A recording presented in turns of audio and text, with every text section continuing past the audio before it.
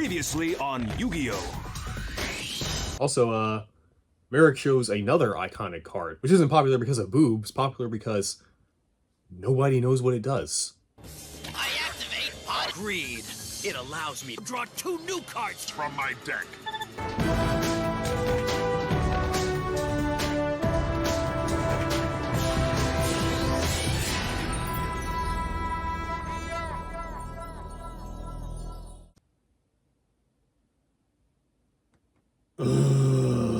So if you forget, Yu-Gi-Oh! Is a Shonen Jump manga, and when making an anime episode based on a manga, typically they cram 2 or more chapters into an anime episode, give or take. This of course means if you aired episodes weekly, as was standard practice in the early 2000s, you'd eventually run out of material as you would catch up with the manga. This is not really a problem today, as now the common practice for modern anime based on long-running manga is to do a season of however many episodes they want, I guess. This is good because this gives the animation studios more time to make a quality product while staying as close to the original source material as possible. And now I finally understand what old people mean when they say the new generation has it easy. Back in my day, we didn't get seasons of Shonen Jump anime. Now, we got an episode every week. Sometimes. Maybe there would be a hiatus for the manga to catch up and the animation studio could do something else.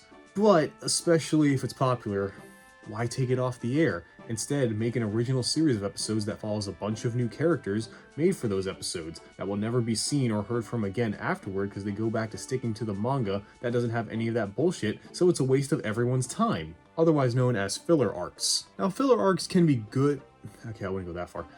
They can be watchable. They can be tolerable. Okay, filler arcs suck. I don't like them. That's because filler arcs are very long and drawn out, on purpose of course, because they have to give time for the manga to get ahead so they can have more stuff to make episodes of. And yes, Yu-Gi-Oh! Was no different, as this arc aired in 2002. At the time in 2002, the manga was still doing the Battle City finals, so that's why we have a filler arc awkwardly placed between the top 8 and top 4 of Battle City. The Virtual World arc, the first of Yu-Gi-Oh!'s filler arcs. Yes, there's more. This isn't even the worst one.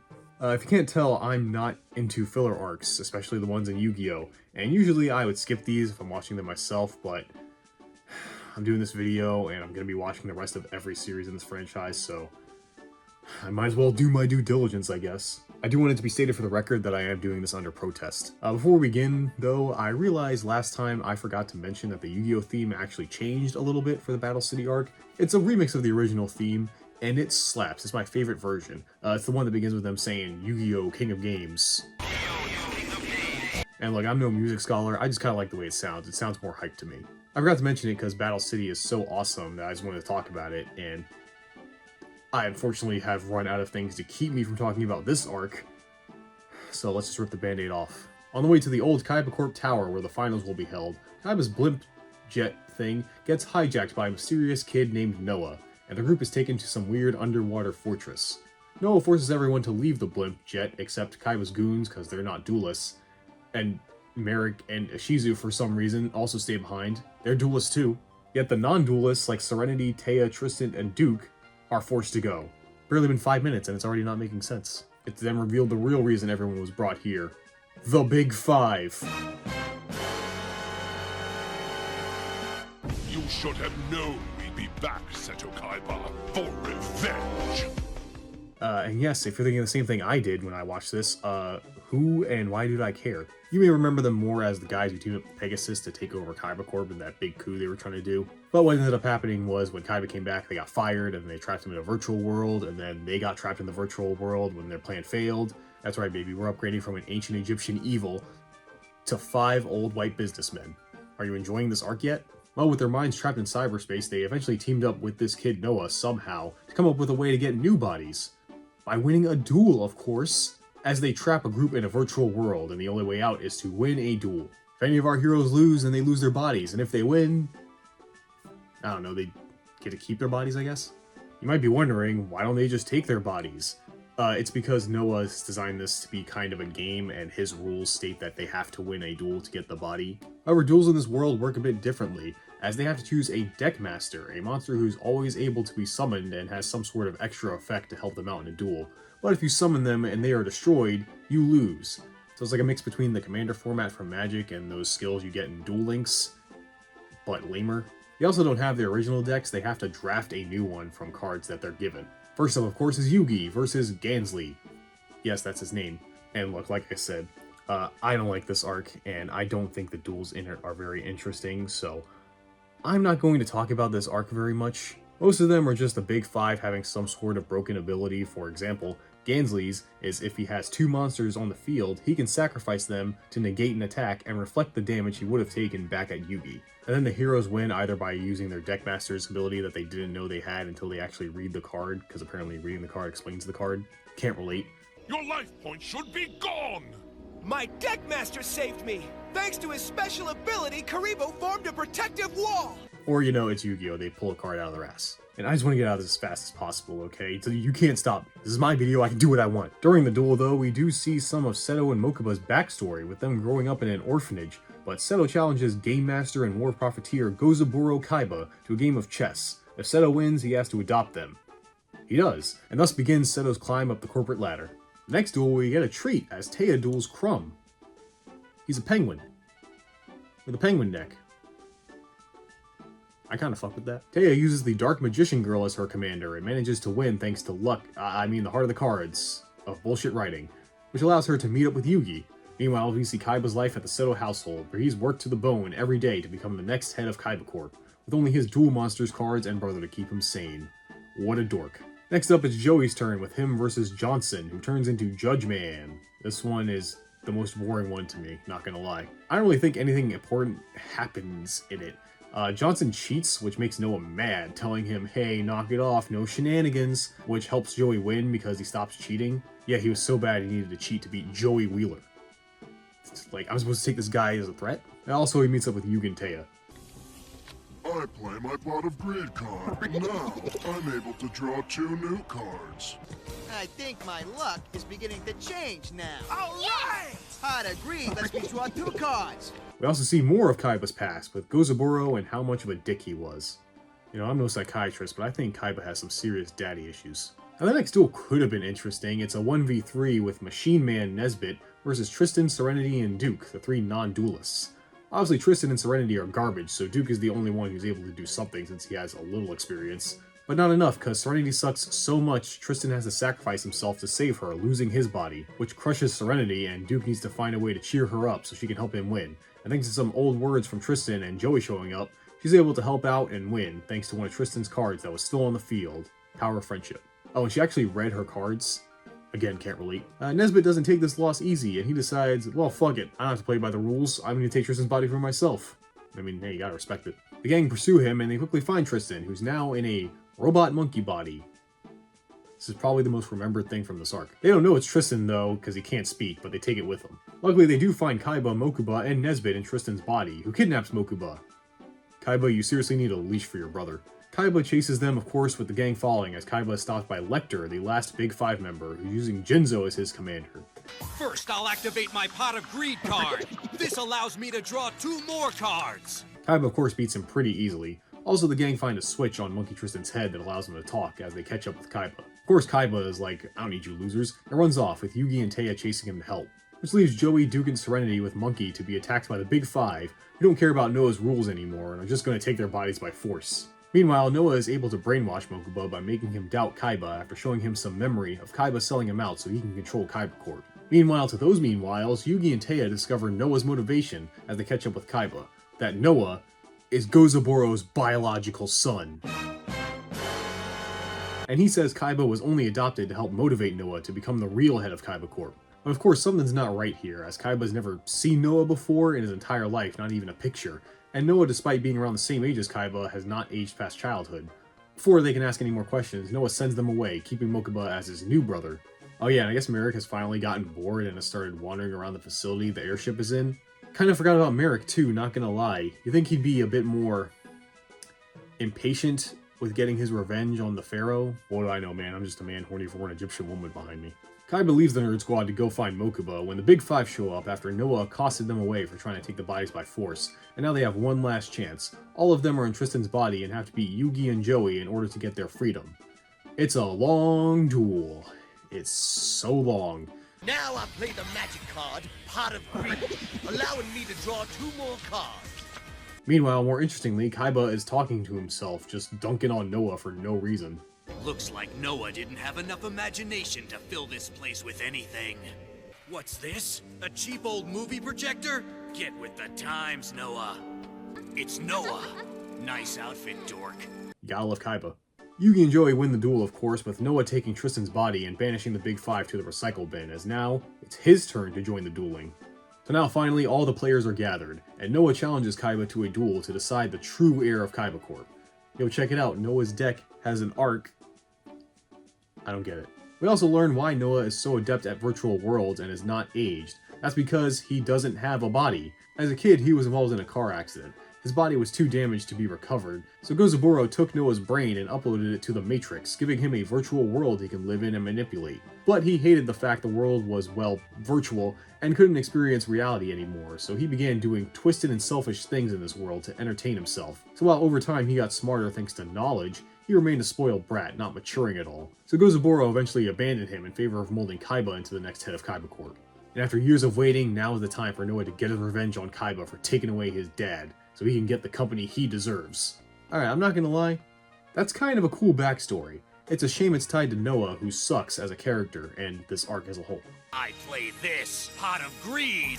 It allows me to draw 2 new cards to refresh my hand. During the duel, Kaiba manages to almost win, but Noah pulls a Season 1 Kaiba, saying if he attacks, it'll hit poor stupid Mokuba, who's still brainwashed. But Noah pulls a double reverse card, because he wasn't really in any danger, he was just fucking with Kaiba, because his Deckmaster's ability gains him life points. But Kaiba's hesitation gives Noah the chance to take control of the duel, revealing his Deckmaster is really Shinato, and is about to win, but right at the end, Kaiba is able to free Mokuba from brain control, but Noah turns him to stone for the lulz. It looks like Noah wins. Oh wait, yeah, there's a king of games here, and he says, Noah, I'm not just gonna beat your ass, I'm gonna do it with Kaiba's deck at the point they were at before Noah got excited and turned Kaiba to stone. So Yugi's about to duel Noah with him starting at 400 life points to Noah's 7,400.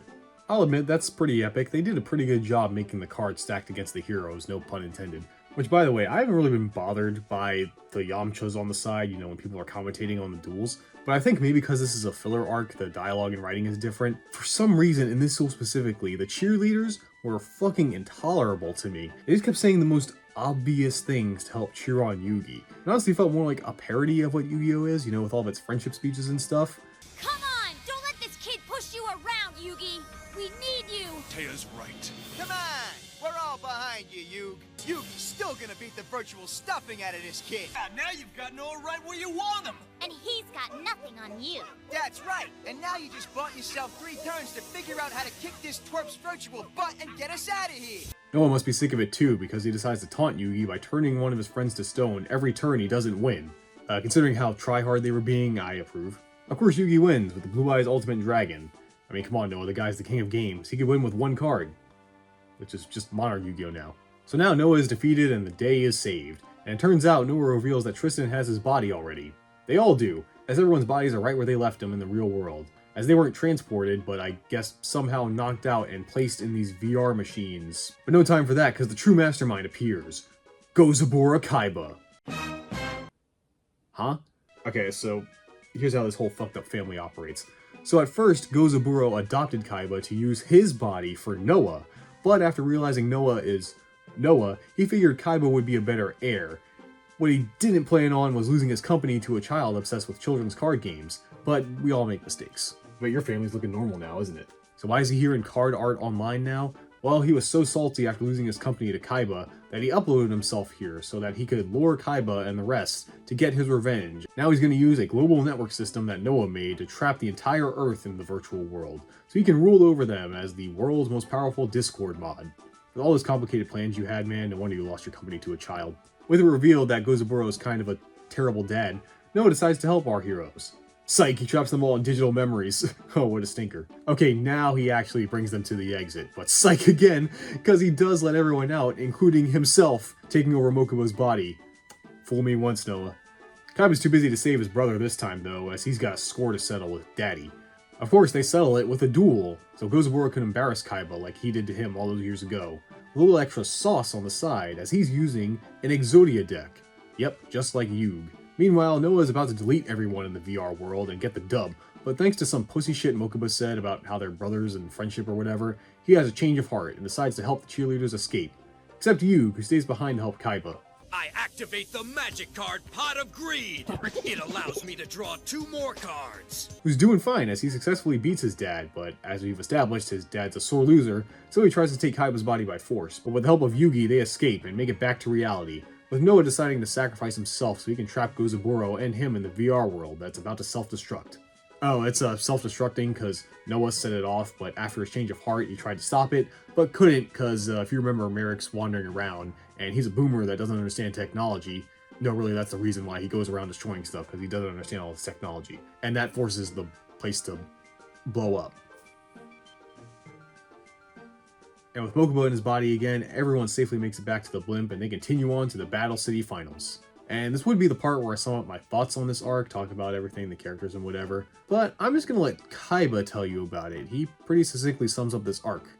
Alright, that little detour was a complete waste of my time and effort. So let's move on and pretend that nonsense never happened. Alright, so the gang heads straight to the Battle City Finals at the old Kaiba Corp Tower with absolutely nothing interrupting their journey. And instead of a regular bracket, for some reason, Kaiba is deciding the top 4 matchups via a 4-way duel. Kinda stupid, but okay. How it works is the first 2 lose face each other, with the last 2 standing facing each other in the next one to make a winners and losers bracket. Now, you can tell the immediate difference between this and the Virtual World arc because this duel is interesting. Because with it being a 4-way duel, everyone has a strategy to try to make sure they face someone specifically. Yugi, of course, is trying to face Merrick. Merrick also wants to face Yugi to get the puzzle, but Kaiba wants to also face Yugi, so his goal is to make sure Merrick and Joey lose, but Joey also wants to fight Merrick for reals this time, so he tries to get away for both of them to lose.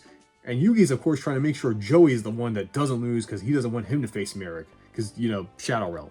It's a cool concept for a duel. My one critique, though, that kind of ruins it is it's mostly filled with flashbacks.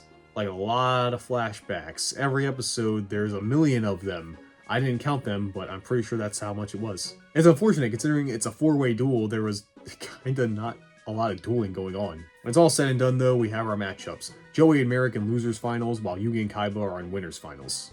Now here's the thing, these are the final duels in Battle City, but sorry man, I'm not be going into too much on these either. Now look, I love Battle City, and these duels are good, but again, I'm not gonna sit here and go turn by turn with these things, man. I'm gonna be here all day if I do that. Not to mention, there's just not a lot of story going on anymore because we've pretty much established everything, you know? We all know who has to fight who, what's at stake, all that stuff's been done, so it's pretty much straight dueling from here on out, which they are good, but you really want me to tell you about Joey's quiz card?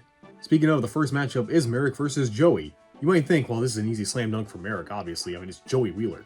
But Joey actually almost defeats Merrick using all of his skills of luck and Merrick's overconfidence because he's facing, well, Joey Wheeler. If it weren't for the fact that it was a shadow game draining all of Joey's stamina, making him pass out before he could make the final move, Merrick would have actually lost. Something even he realizes. Which I'm mixed about. It's a great moment for Joey, and adds more stakes to Yugi beating Merrick because he's got to save Joey now too. But I'm just going to let you know, it just makes Merrick go down a few ticks in the villain scale to me, because, well, just so you know, he almost got taken out by a guy that's going to be named after a monkey in a few years. And sorry, while I can relate to it, I don't respect it. But now it's the real main event before the main event, Yugi versus Kaiba in the ultimate battle. The duel itself is cool, you get what you expect, their Egyptian gods clashing, and of course it coming down to Dark Magician versus Blue Eyes. Serve my face down card! Pot of Greed!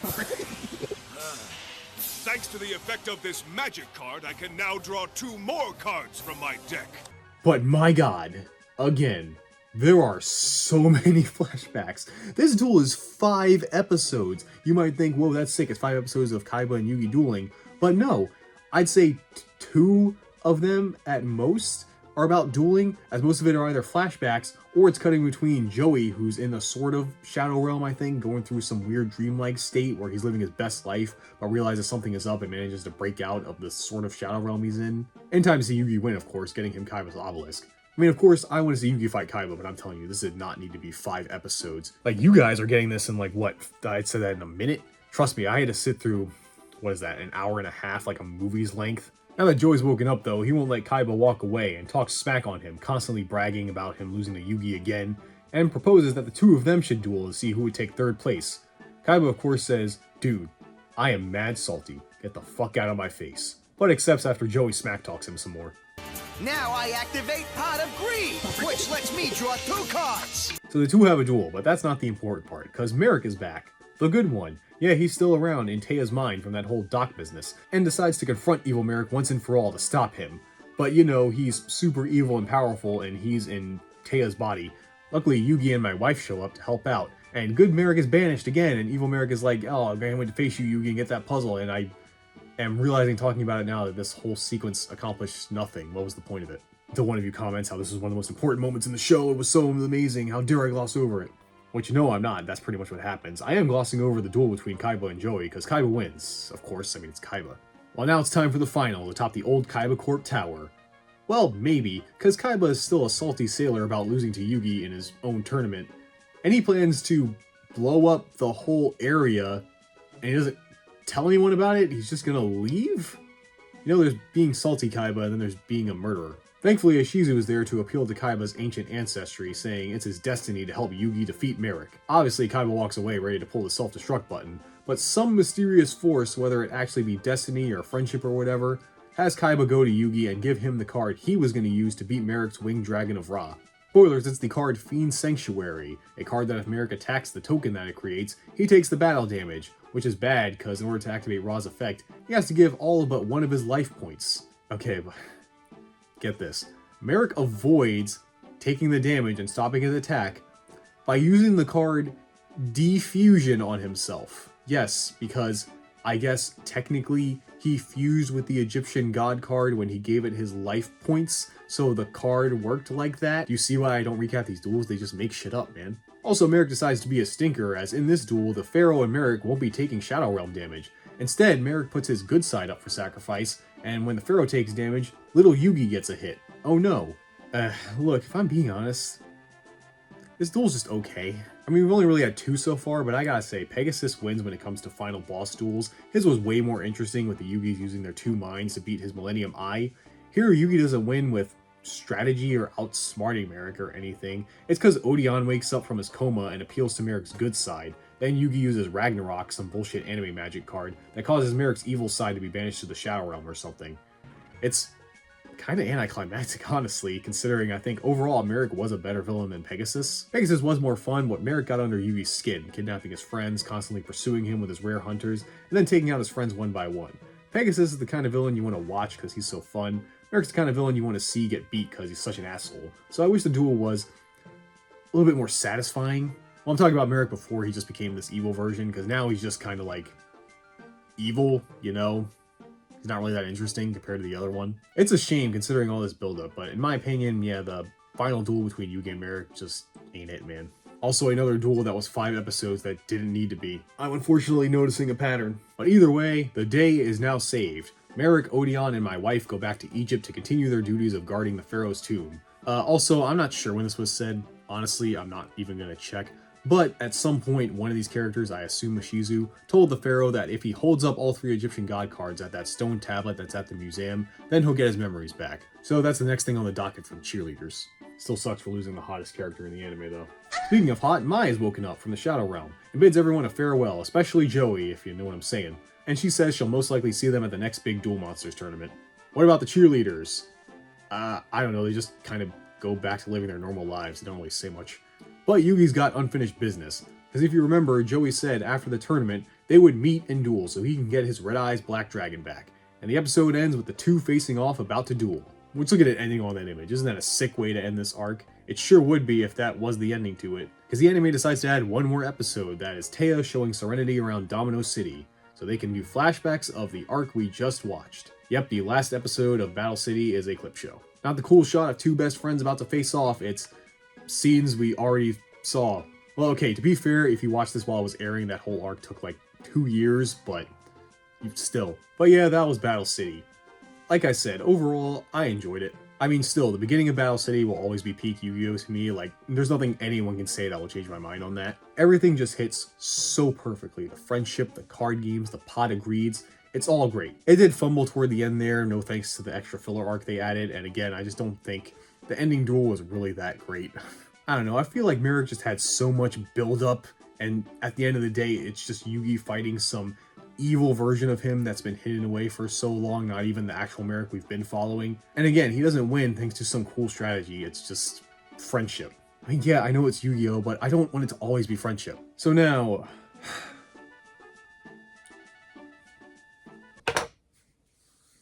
give me a second, I gotta prepare.